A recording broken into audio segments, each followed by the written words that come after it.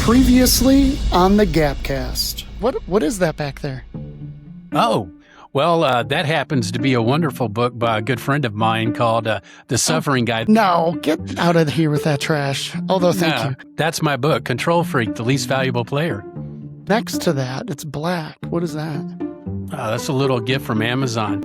I got Control Freak was blessed to get Amazon's best-selling author in 3 different categories. I really didn't do a whole lot. I created some content on YouTube and about coincidence or God, and God kind of took those and ran with them. And the next thing you know, I got all these people purchasing books. They had done all this testing on me, and they had just got through meeting with the specialist, and that they concluded that I have dyslexia and I was ADD and that I was going to need to repeat 3rd grade. We can say the R word. Yeah, I mean, I was told I was mental retarded and stupid. And that really was the foundation of me wanting to take control. I was trying very hard to control every situation that I was thrown into. Sweet goodness, you were that good of an athlete that you were like 2nd place going to the Olympics in swimming, and then NCAA football running back to nearly NFL kicker. Like you literally could do everything. We don't have enough time to tell all of the book story, but like you go for it in broadcast and are quite successful, correct? Yes. Hi, I want to introduce myself again. I'm TJ Sharitz. I work for WJCL Newswatch 22 here in Savannah, and I'm a reporter, and I'm dyslexic. With control, we can either wield it like a weapon, or we can yield it, because control is a farce and it's God's anyways. So this is the moment where you finally are like, okay, I can't wield this anymore. The older I got, the more I needed to feed that addiction to control. The more control I had, the more I wanted, the more money I generated, the more sales I generated, the more cars I wanted, the more toys I wanted, the more material things I wanted. And what's the worst thing that could happen? Well, I get sick and I die alone. And lo and behold, I walked literally that scenario almost to a T. I woke up, I thought I'd been shot in the back or stabbed, and I was frantically looking around for this culprit of what caused the pain. And the following week, they saw such a drastic change in my appearance and my lack of mobility that they called Jackie and said, "You got to get home, TJ's dying. We're going to try to make TJ comfortable." And Jackie goes, "What do you mean, make him comfortable?" He goes, "Jackie, he's got a bone infection, and the infection's called Klebsiella. And it's not a question if he's going to die, it's a question of when."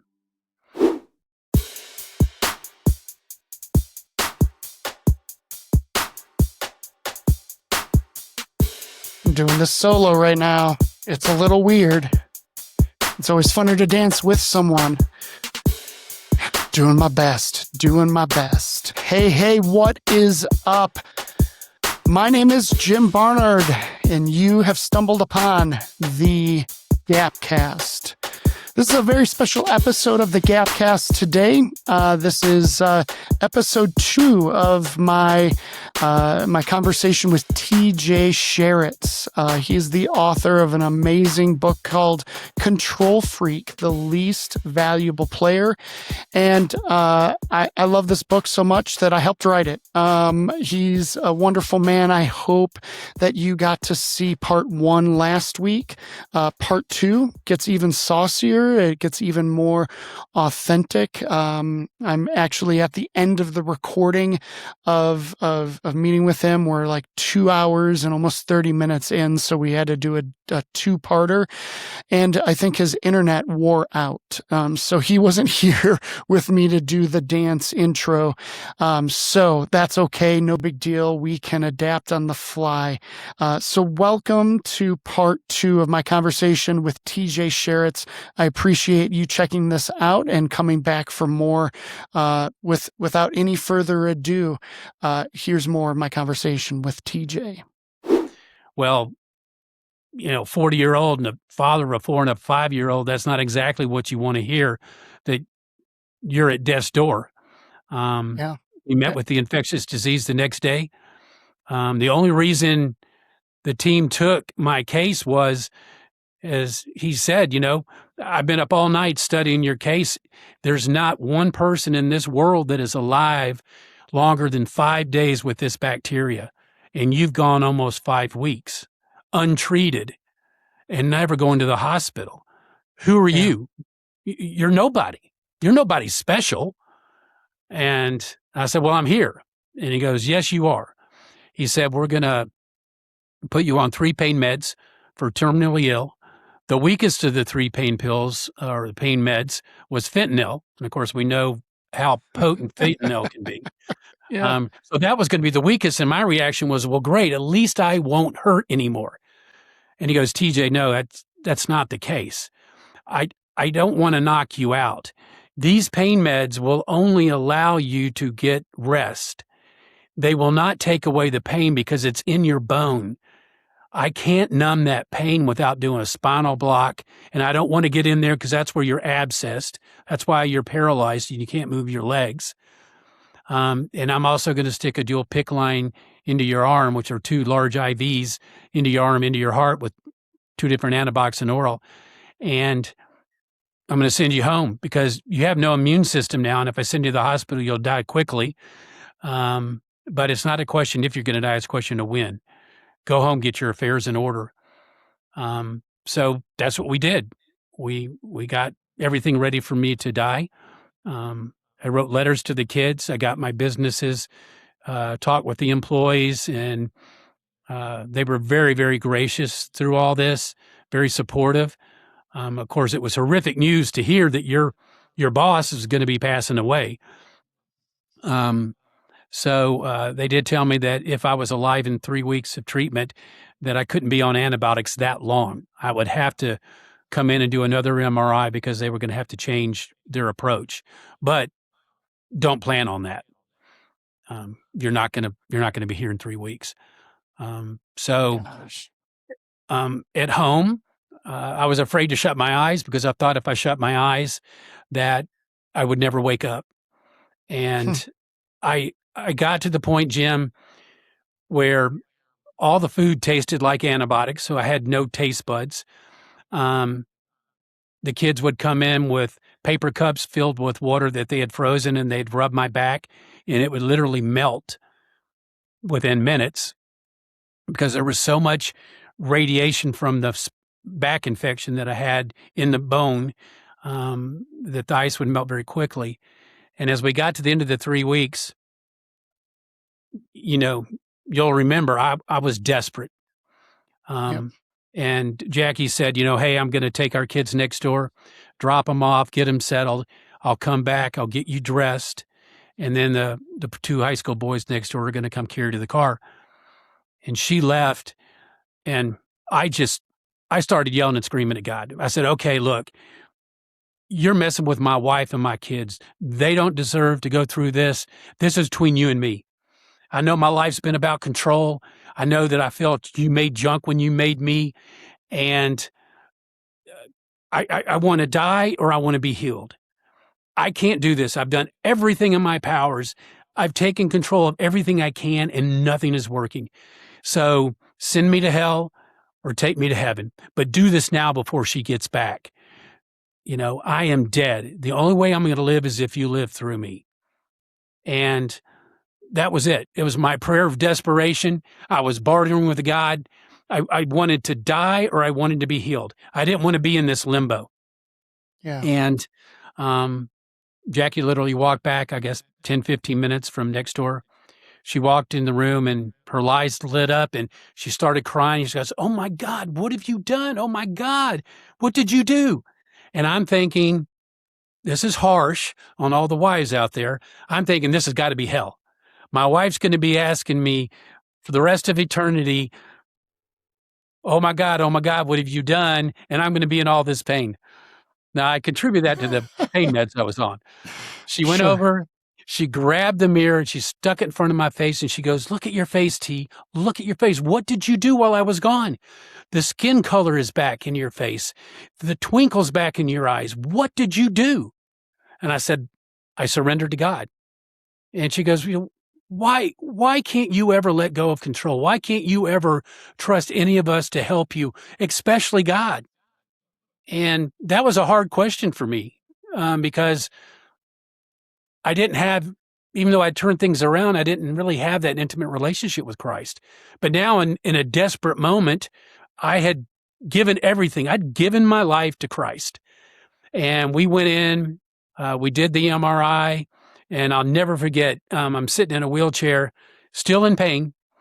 Yeah.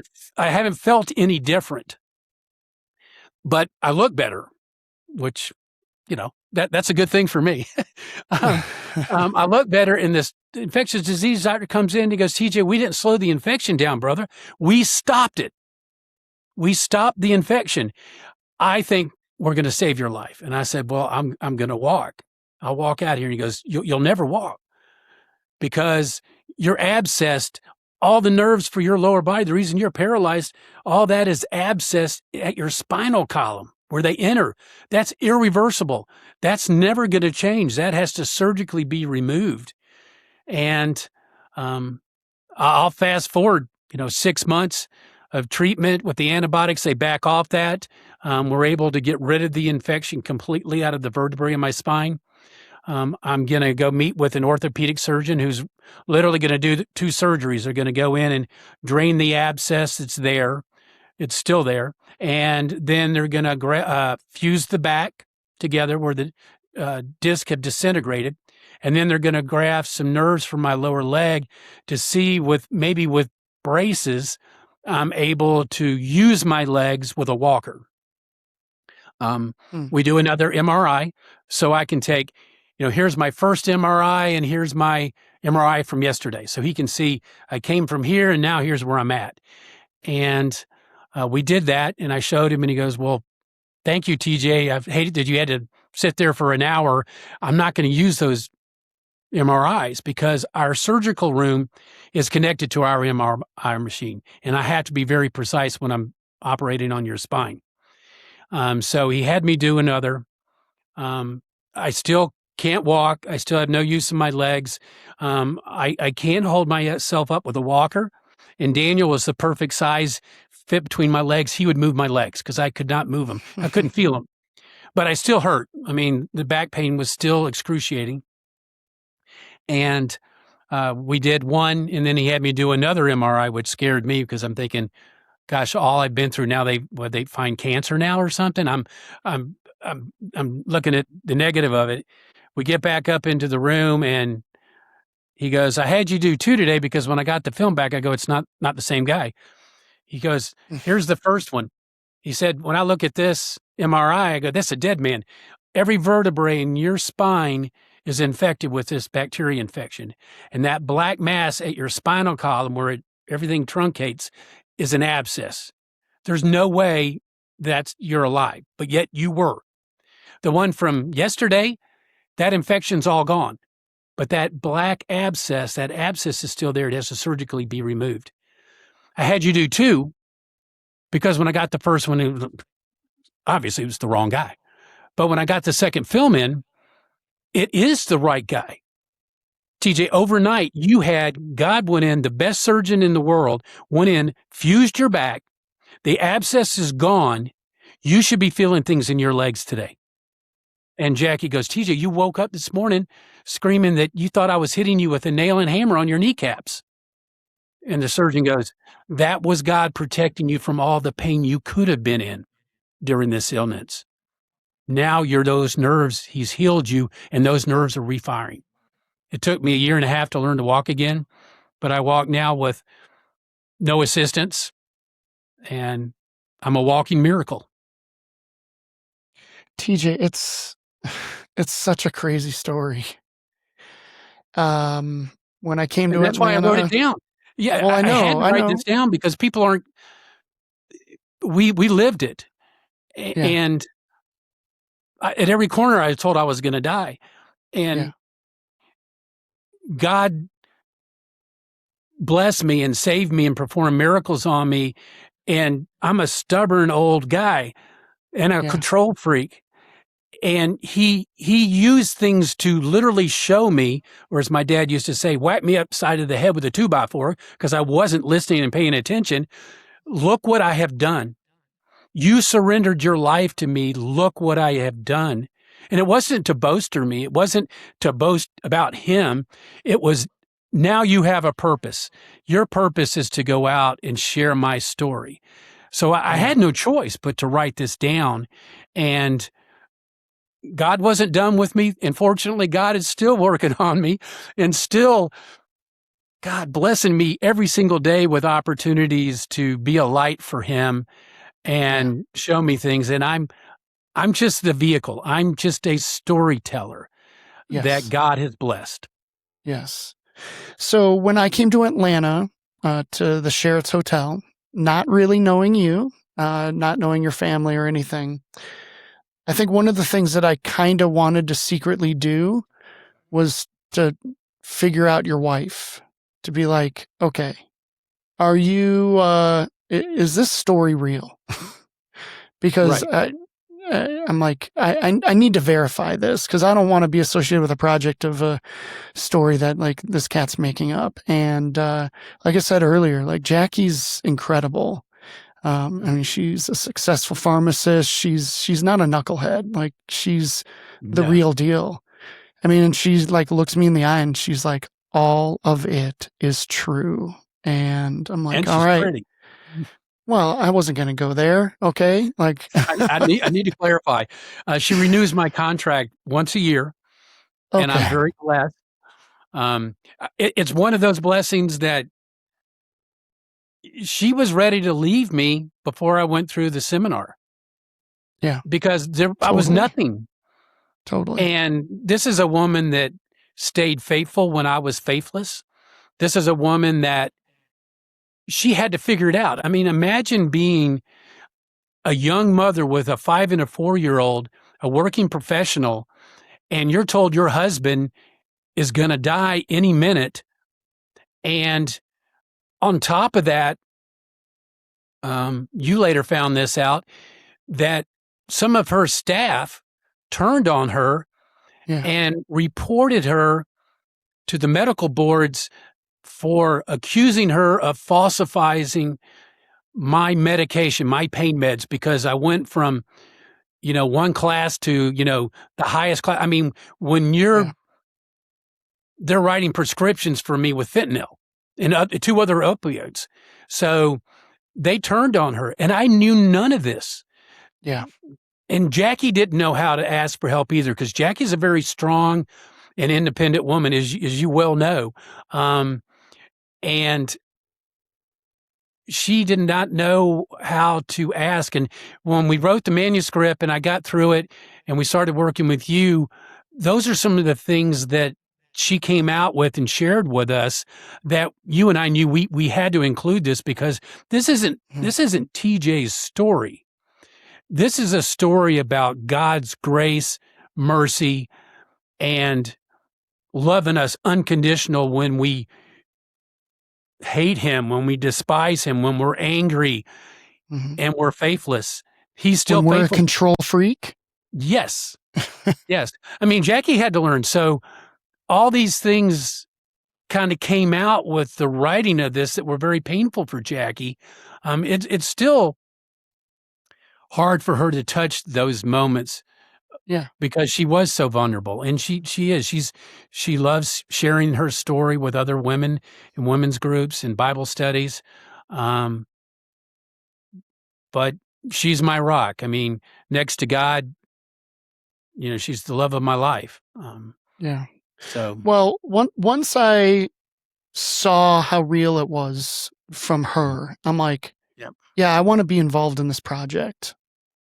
I'll do anything to help tell this story because I really do believe in it. And once again, it's God's story that he's written in your life, and we just get to be a part of sharing it. So thank you for letting me do that. It really is a great privilege. I'm really proud of you. You are one of the most authentic men that I know. Thank you. And I love authenticity. I am around a bunch of authentic people, but you really have gone for it. One thing I did want to point out is one of the blessings of having you work with us on the project was that once you really dug in deep and you didn't just take things at face value, you did your research. You talked to not only Jackie, but both of our kids, Rachel and Daniel. And we had some really hard conversations. You introduced us to the whole concept of the expectation gap. And, Jackie and I could not have been further, in some ways, very similar because we're both very strong, independent, and confident people. But she grew up in an all-girl family where her dad, John, served their mother and them. He was a true servant heart. And I came from an all-boy family where my mom served my dad and the three boys. And so we entered this relationship and this marriage with this huge expectation gap where Jackie's thinking, I'm going to be this servant leader. I'm going to serve her. She's never going to have to fill up her car, pay bills, do anything except go out and work and contribute. And I'm thinking, I've got this wife that's going to cook, clean. She's going to bring home a paycheck and she's going to serve every need of mine. Well, you helped us work through some of those issues. So thank you for that. Well, that's kind. Everyone has expectation gaps. You guys are no different in that. Yes. Maybe what you guys experienced in childhood is different. Maybe your particular expectations were unique, but so let's do it. We've got one more part that I think we need to talk about, and it's a great suggestion to maybe do 2 parts of this podcast because there's so much in it, and I have a feeling this part might go for a minute. So, TJ, when I am getting chapters of your story, you're feverishly writing, I'm, trying to work with it, trying to understand it. I make this decision. I'm going to come to Atlanta and invite myself down. I don't know why God's prompting me to do this, but we're going to do this. It's uncomfortable for me, but we're going to do this. Well, you had not sent me the last chapter of the book, okay? Until literally... the last couple, yeah. Yeah, until literally I'm at the airport about to get on the plane. And I'm like, oh, finally, now I can hear the rest of the story and then we can kind of, put all the pieces together. And the last chapter, I got to tell you, it was a doozy.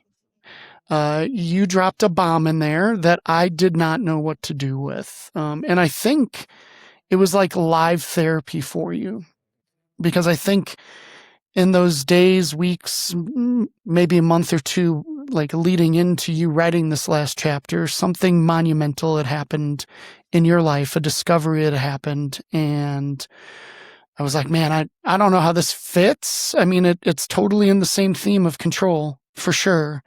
And to your credit of like you being willing to be the most authentic man, you were like, yeah, this is part of my story. I'm not going to shy away from it. So right. I set it up. You knock it down. Well, a large part of that came from my family. When Rachel read the manuscript and read several chapters that you and I had worked on, she came into my studio here and she goes, Dad, this is really good, but you're a hypocrite. And you bring the reader right to the edge of their seat, and you're being real, and then you shut off. And you need to get real. That was hard for me to hear. It hurt, and I asked myself, okay, why does this hurt? She's not saying it to hurt my feelings or hurt my pride. She's being real. And we had a conversation about Rachel and honesty earlier. So I knew it came from a wonderful place. And later it led to her writing me a letter that I actually keep. If you look over my shoulder there on my desk, there's a white envelope, and it sits there proudly as a reminder of her love, her support, her encouragement, and her honesty about how I have impacted her life. And so I was sharing this story. I got real and tweaked some chapters and added some chapters to it. And I was molested when I was a little boy. And what I started, measuring that and thinking about that in my heart, I needed to do some writing, and I needed to figure out how we were going to tell that. And at the same time, I had to figure out, okay, I had departmentalized. There's my dyslexia, can't pronounce words. I had pushed it down so deep that through school, Virginia Tech, and even being hypnotized in a psychology class, the Choices Seminar, all these exercises I had done through the years, never once had that ever surfaced. Never once had that even been a little hint, or I even thought about it. I mean, it was buried, shut tight. And now it was out. So the first thing I did was, went home and told Jackie and shared with her. And we talked about how we were going to do it. We then had the kids come over to the house, and I shared that with them. And I explained, and once again, this is God's grace. God gave me the words to this new, chapter in my life. And I said, this no way excuses what I have done in the past or what I'm doing currently. This just gives me some context and can be woven into my story, if you would, the golden thread. And I'm like, how am I going to tell my mom about this? Because my dad had passed away years earlier, and I did not want this to come out where I'm blaming my mom and dad. That's a pretty shallow thing to do. And I in no way was going to do that. In no way felt that they were responsible for what had happened to me. And God gave me these words and reminded me of a story that my mom had shared with us when we were writing the manuscript, of how when I was a little boy, they'd come in and kiss me and my brothers goodnight every night. And every night for a number of years, my hands would just be like you see now, just white knuckled and just as tightly clenched as I could make them. Every night I'd go to bed like that, and they would not release. And my mom shared that shortly after they discovered I was dyslexic, and I was coming home and spending time with her after school to work on reading and comprehension and eye exercises. Within days, my mom and dad noticed that my hands were open now when I slept. Yeah. And mom goes, that's you releasing all that pressure of trying to be perfect, TJ. For all those years, you tried to be perfect. And, that's what a control freak does. And God shared with me and enlightened me that my hands opened up. It was the exact same time my mom stopped me from going outside and playing, where I would go over and play and go to my next door neighbor, the preacher's son's house, where I was molested. And my mom inadvertently stopped that from happening. But all that happened at the same time. I find out I'm dyslexic. So sure, Now that makes sense why I became a control freak. I felt unworthy. I felt dirty. I felt not trusted. I felt that I was just a piece of crap. Yeah. And God had made me. God had let these things happen to me. It was God's fault. I hate you, God.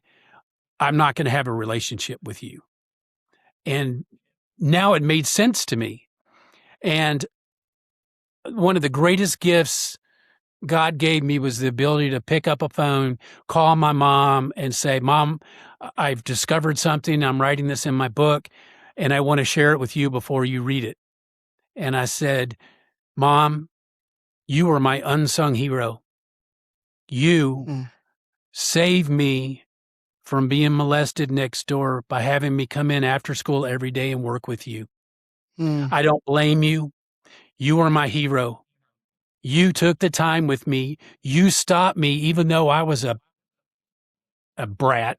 I'll be nice to myself because I Yeah. did not want to stay inside. I did not want to do this.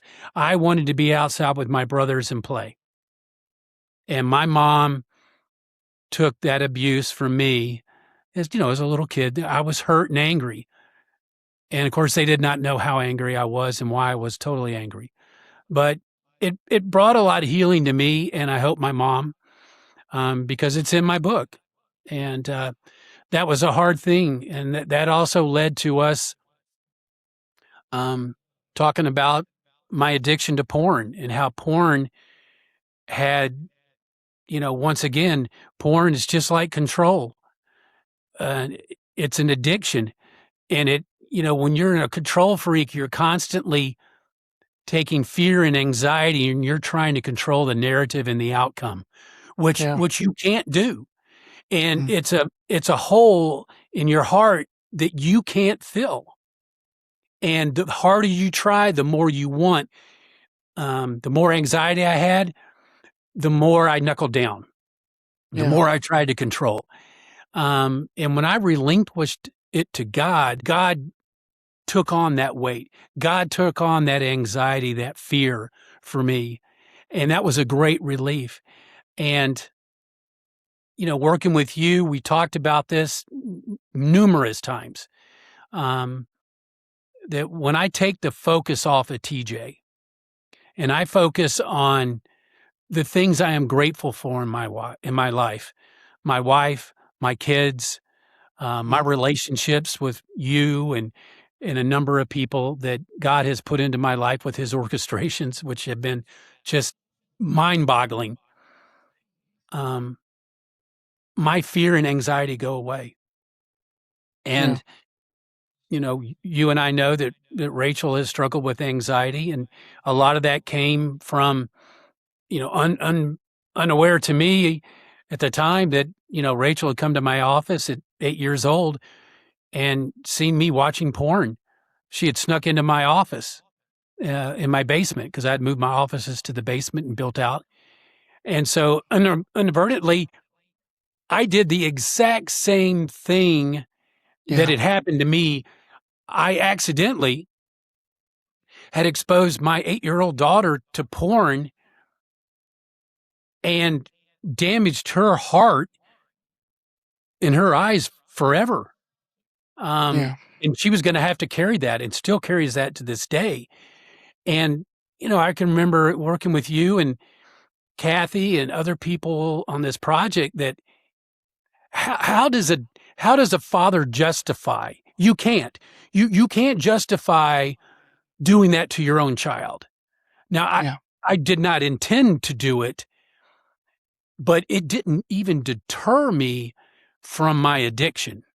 Yeah, totally. So So I'm going to jump in here because I want to bring clarity to it. So this was at the heart of the letter that is on your desk behind you, yes, sir. is the revelation of, Dad, when I was a kid, I'm not mad at you. I forgive you. Um, you've never known about this and you need to know. But like truly I've fully forgiven you.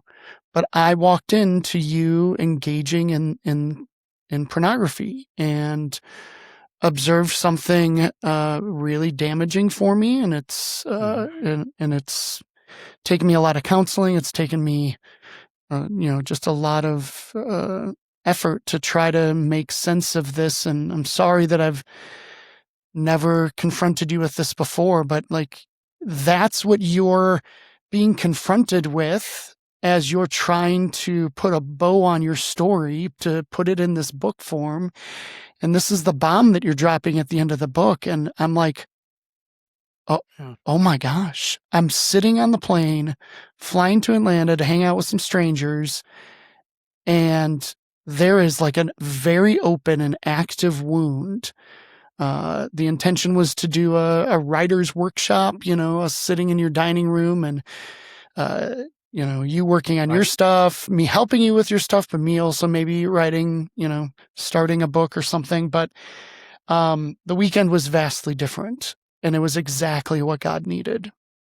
He had orchestrated all of it, because I walk in and I'm like, hey guys, I don't know you. But it seems like there's something that has happened here. And if you're comfortable talking about it, I would love to try to engage it and try to help you navigate this. And you guys were so open. You were unabashedly authentic with a weirdo being in your home, asking these hard questions, understanding. Every single one of you leaned in, and that weekend really had very little to do with writing. It had everything to do with redemption. It had everything to do with yielding control, and no longer wielding it. And for all I got of to us, coach you guys. Yes. I mean, Rachel, from that very first meeting to who she is now when she runs into you and you guys talk and text, she has grown so much in this process. I mean, I'm kind of the catalyst of the book, so to speak, or this story, this journey.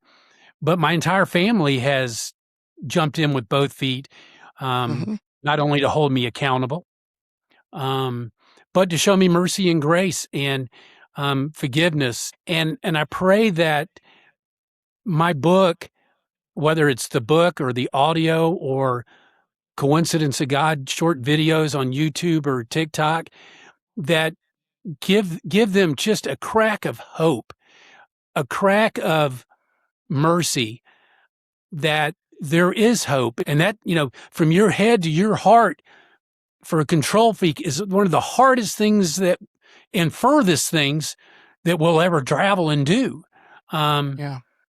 So, God orchestrated all this, Jim. No doubt. I didn't know, thank God for unanswered prayers. But, when I prayed about this, I did not know fully what I was asking. And I have received so much. So I'm so grateful. Yeah. Well, I'm grateful too. I mean, once again, modeling authenticity is incredible. For the record, we Zoomed the other day and talked about this. What do we want to accomplish in this? How authentic do we want to be? And I said, hey, this is the most authentic corner of the internet. So, you can really go for it. And you were like pretty quick to say, yeah, dude, I'll bear it all. I'll talk about porn. I'll talk about this thing. And I'm like, that's amazing. Would you pray about it though? Would you talk to your family and make sure that this is not too uncomfortable for them? I know it's not comfortable, but correct. What I admire about your family is that they are so committed to authenticity as well, knowing that it can help other people. Because you're not the only person. We live in a day and age where we can be control freaks with lust. Like we can grab hold of that anytime, all the time, just whenever we want it. We just have this unmitigated access to something so damaging. So you're not the only one. Some of the reasons why you got mixed up in that, yeah, you've told that story today. It does make sense that you would want to take control. But for the record, as we talked the other day, you are free and clear of pornography, correct? Yes. Dude, praise the Lord. Yes, I am clear and free. I think porn is, at the heart of it, is control, in fear. You can do this in the privacy of your own home or your own room. But as I've shared, you don't always control, you can't control other people in the outside world. And there could be a time where that porn could hurt those you care deeply, deeply about. And it happened to me.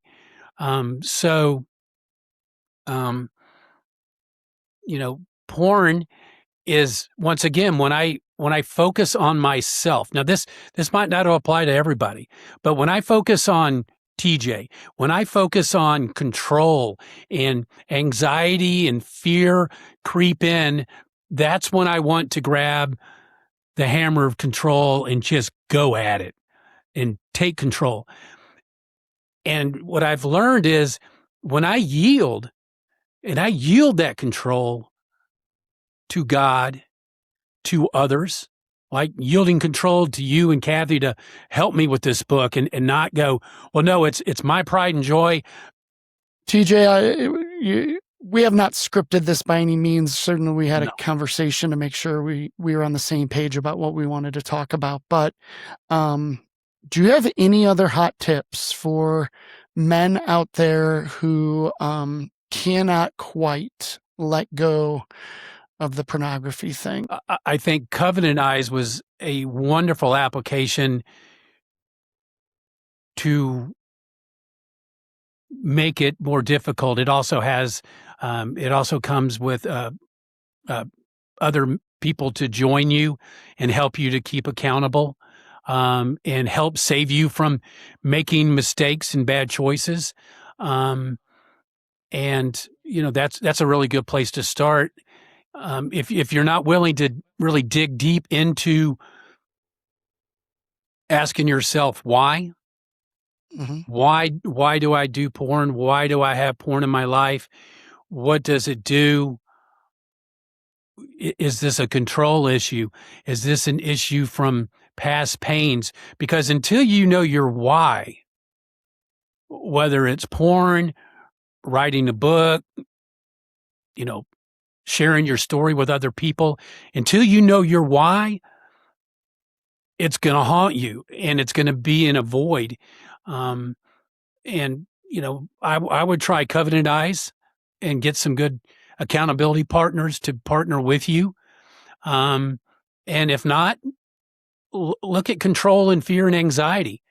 Look what happens when you let go of that fear and anxiety. And it doesn't have to be about porn or sex. It can be the fear of failure. It can be the fear of not being good enough or not being worthy in a relationship. Fear can be so many, and fear comes from one place. It comes from Satan. It comes from the dark side trying to pull you down and pull you away from Christ. And when you get to that point where you could acknowledge that and understand that, then you no longer need to wield control. You can yield control and find things that you are grateful for, which helps your heart and your soul to heal. All right. How do you feel about starting to wrap it up here? I try to close these Gapcasts with something a little funner, a little off kilter. You don't know what's coming. You don't know what's coming, so I'm springing this on you. So you didn't sign up for this, but you got to deal with it all the same. TJ, you have leaned into this Instagram, TikTok, YouTube world, and I'm impressed. You've done this series of Coincidence or God. You've referenced it several times. I would like you to create an impromptu coincidence or God. Okay.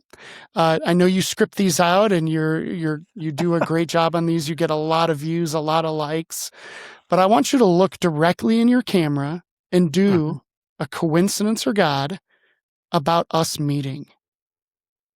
How about that? Oh, that's awesome. I'll do that. I'll Okay. take that off for sure. All right. So let's I'm going to frame this up. We're going to go for it. I'll clap you in. All right. 3, 2, 1. Welcome to another session of Coincidence or God. I'm your host, TJ Sharitz, and today we're going to be talking about God's orchestrations and what God can do when you step back and look at things. Years ago, this man was introduced to me by a wonderful couple that had shared a wonderful, strong story of pain and suffering and got really real. And when they shared that story, it touched my heart and empowered me to work on writing my own story about struggle and pain and control for me. And lo and behold, when I came to them and asked them for some advice and suggestions on what I should do next after I'd written the manuscript, they said, TJ, there's only one person that you need to talk to, and it's the suffering guy, this title that he never wanted. His name is Jim Barnard from Colorado, and he has a wonderful story to share. But more importantly, he has walked your path. He has walked the path of suffering. He's walked the path of wanting to write down his struggles and to be real. And then he's figured out a way through God's grace to publish that and get that out to thousands. So I want you to meet this man. Lo and behold, I meet Jim. Jim comes to Atlanta. And my story grows, and it becomes our story of surrender and yielding control. I hope you'll stay tuned for more episodes of Coincidence or God. But you figure it out. Did we meet by coincidence or by God? Until next time, a story makes me ask, coincidence or God? I'm TJ Sharitz. Dang, yes. Can I use this? Yeah, that was great. I'll clip it up for you, man. Well, thank you for blessing us with a coincidence or God. I know that's awkward, but the reason I wanted to do that is because it is no coincidence. God Amen. put me in your life and vice versa. And I'm really grateful for it. I love that we get to be on this journey together. Speaking of journeys, I'm going to give a shout out to Kathy Groom of Book Journey. Yes. That's no coincidence. She was originally one of my editors. Yep. And then I got to share her with you, and she is tremendous. Yeah, she's the one that took that golden thread. She listened to me when I kept saying, Kathy, I'm still not comfortable with why an 8-year-old little boy went off the deep end. Mm-hmm. Look at what my 8-year-old son did, how gracious he was, how kind and positive he was. Why was I such a brat, such a pain? Yeah. And Kathy let me sit in that for a long time. And when that thread came out, man, I remember her lighting up. She goes, this is that golden thread that you've been wrestling with. God put it on your heart, and now we have it. So thank you, God. Man. Thank you, Kathy. Yeah, she's such an awesome member of the team. Yeah, she is. Absolutely. Well, ladies and gentlemen, TJ Sharitz, the former control freak, please check out his book on Amazon or Audible, Control Freak, The Least Valuable Player. TJ, where can people find you? Right here on your podcast. Well, you're supposed to plug your socials. No, they can find me on my website, which is controlfreaklvp.com. And it's got information there on how to contact me. It's got my email, my cell phone. I got a form in there. You can get a hold of me if you want me to come speak at a group or a high school or your church, or do a book signing. And I'm also on YouTube. And of course, you can find me on Instagram and TikTok. Amazing. All right, TJ, you are the best. Thank you for being my brother, letting me share your story here today. This is an incredible privilege. I don't know how to close the Gapcast up yet, okay? But we're going to figure it out at some point. Guys, like and subscribe. We'd love to see you back here on another episode of the Gapcast, a Tiller production. We'll see you next time. TJ! Boom. How'd you feel? Did you record that? Oh no, I forgot. Are you still kidding me? 2 hours and 13 minutes? Holy Toledo. Yeah. That reminds That me would have of... been funny if you would have believed me that I didn't hit record. Oh, I see it there. Yeah. So it's going to take a while for you to upload.